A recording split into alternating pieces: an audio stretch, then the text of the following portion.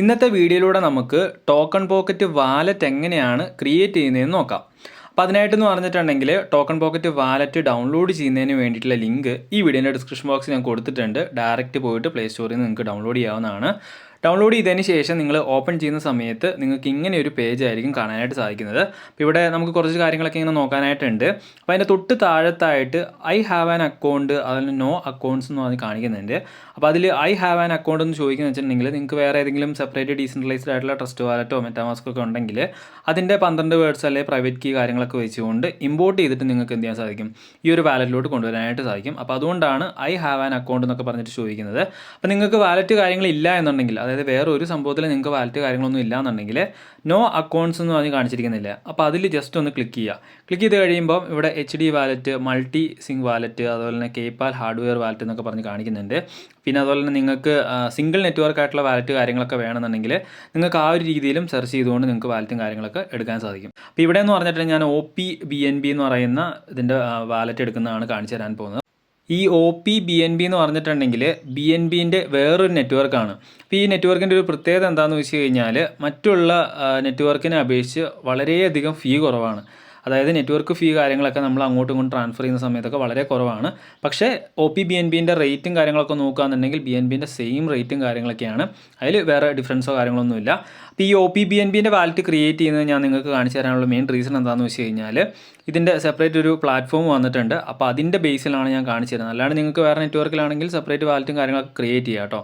അപ്പോൾ എന്തായാലും OPBNB ഞാനിവിടെ ജസ്റ്റ് ക്ലിക്ക് ചെയ്യുന്നുണ്ട്. ക്ലിക്ക് ചെയ്ത് കഴിയുമ്പോൾ നമുക്കിവിടെ create wallet, sync wallet, cold wallet, watch wallet എന്നൊക്കെ പറഞ്ഞ് കാണിക്കുന്നുണ്ട്. അപ്പോൾ ഇവിടെ ക്രിയേറ്റ് വാലറ്റ് കൊടുക്കുക. ക്രിയേറ്റ് വാലറ്റ് കൊടുത്തതിന് ശേഷം ഇവിടെ BNB1 എന്ന് പറഞ്ഞിട്ട് അവിടെ നിങ്ങൾക്ക് പേരും കാര്യങ്ങളും കൊടുക്കാം.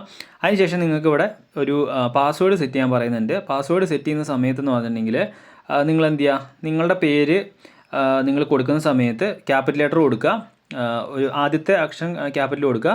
അതിനുശേഷം നിങ്ങൾ എന്ത് ചെയ്യുക, അറ്റിറ്റഡ് 1 2 3 4 അങ്ങനെ എന്തെങ്കിലുമൊക്കെ കൂട്ടിച്ചേർക്കുക. പിന്നെ ഹിൻറ്റ് എന്ന് പറഞ്ഞിട്ടുള്ള സംഭവം ഉണ്ട്, അത് ഓപ്ഷനിലാണ്, അതൊന്നും കൊടുക്കുകയൊന്നും വേണ്ട.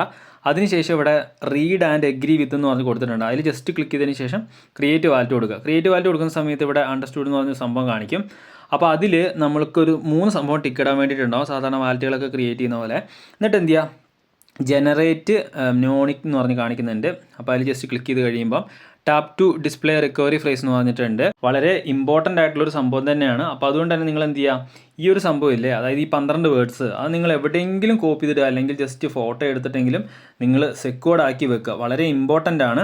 അപ്പം ഈ ഒരു 12 വേർഡ്സ് നമ്മൾ എന്ത് ചെയ്യണം, നെക്സ്റ്റ് പേജിൽ നമ്മൾ ഇത് കംപ്ലീറ്റ് ചെയ്യുന്നതിന് വേണ്ടിയിട്ട്, അതായത് ഈ ഒരു വാലറ്റ് ക്രിയേറ്റ് ചെയ്യുന്നതിന് വേണ്ടി നമ്മളത് സെറ്റ് ചെയ്യണം. ഇപ്പോൾ ഇവിടെ കംപ്ലീറ്റഡ് ബാക്കപ്പ് വെരിഫൈ ആവുമെന്ന് പറഞ്ഞിട്ടുണ്ട്. അപ്പോൾ അതിൽ ജസ്റ്റ് ക്ലിക്ക് ചെയ്തതിന് ശേഷം ഇവിടെ നമ്മൾ ആ നേരത്തെ കണ്ട ആ ഒരു വേർഡ്സ് ഇല്ല, അത് ഓർഡറിൽ നമ്മൾ സെറ്റ് ചെയ്യണം. അപ്പോൾ ആദ്യം നമ്മൾ കണ്ടതെന്ന് വെച്ചിട്ടുണ്ടെങ്കിൽ മമ്മലാണ്.